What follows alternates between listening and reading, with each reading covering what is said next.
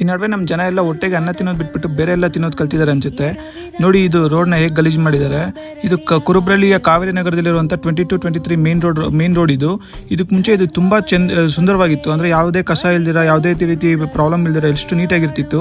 ಈ ನಡುವೆ ಜನ ಎಲ್ಲ ಇಲ್ಲಿ ತುಂಬ ಕಸ ಎಸೆಯಕ್ಕೆ ಸ್ಟಾರ್ಟ್ ಮಾಡಿಬಿಟ್ಟಿದ್ದಾರೆ. ಎಷ್ಟು ಹೇಳಿದ್ರು ಕೇಳ್ತಾ ಇಲ್ಲ. ಇದು BBMP ಅವ್ರದ್ದು ಇಲ್ಲ ಬ್ಯಾಂಗ್ಳೂರ್ ಅಥಾರಿಟಿ ಅವ್ರದ್ದು ಪ್ರಾಬ್ಲಮ್ ಅಂತ ಹೇಳ್ತಿಲ್ಲ. ಜನ ಸ್ವಲ್ಪನೂ ತಿಳುವಳಿಕೆ ಇಲ್ಲದೆ ಕಸ ಬಿಸಾಕ್ತಾ ಇದ್ದಾರೆ.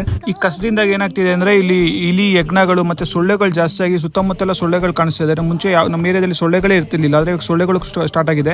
ನಾಯಿಗಳು ಕೂಡ ಅದನ್ನೆಲ್ಲ ತಿಂದು ಬೆಕ್ಕುಗಳು ಅದನ್ನೆಲ್ಲ ರೋಡಲ್ಲೆಲ್ಲ ಹರಡಿ ನಾಯಿ ಕಾಟ ಕೂಡ ಜಾಸ್ತಿ ಆಗಿಬಿಟ್ಟಿದೆ ನಮ್ಮ ರೋಡಲ್ಲಿ. ನೈಟ್ ಹೊತ್ತು ಒಬ್ಬೊಬ್ಬರೇ ಓಡಾಡೋಕೆ ಆಗ್ತಿಲ್ಲ, ಅಷ್ಟೊಂದು ಇದಾಗಿದೆ. ನಮ್ಮ ರಿಕ್ವೆಷನ್ ಅಂದರೆ ಸಂಬಂಧಪಟ್ಟ ಅಧಿಕಾರಿಗಳು ಇದ್ರ ಬಗ್ಗೆ ಗಮನ ಹರಿಸಬೇಕು ಅಂತ.